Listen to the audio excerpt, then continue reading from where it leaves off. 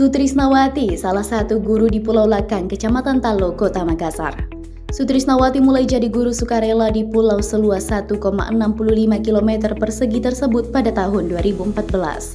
Ia mengabdi dengan gaji atau intensif pas-pasan. Setiap pagi, Sutrisnawati berangkat dari kediamannya di Jalan Kesatuan 4 Kecamatan Makassar menuju Dermaga Kera-Kera, tepat di belakang kampus Universitas Hasanuddin. Ia kemudian melanjutkan perjalanan menggunakan kapal untuk menembus Pulau Lakang. Butuh waktu 25 menit untuk sampai ke pulau tersebut.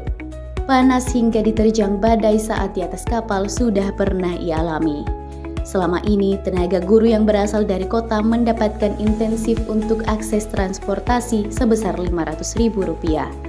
Dengan bantuan Pemkot, tambahan intensif tersebut ada kenaikan hingga Rp1.000.000. Guru mata pelajaran prekarya ini bersyukur Pemkot Makassar memberikan perhatian lebih kepada pendidik dan tenaga kesehatan yang bertugas di pulau. Baginya, tambahan intensif tersebut membantu kesejahteraan petugas yang bertaruh nyawa mencerdaskan anak di daerah pesisir. Senang sekali dan juga mengucapkan terima kasih kepada Bapak Wali Kota yang telah memberikan kami kepercayaan berupa tunjangan pulau dengan insentif pulau kepada kami sebagai tenaga pendidik yang berada di pulau ini.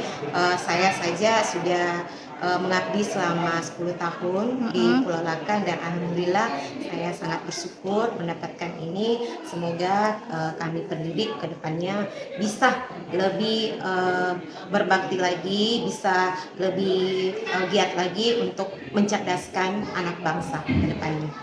Download Tribun X sekarang, menghadirkan lokal menjadi Indonesia.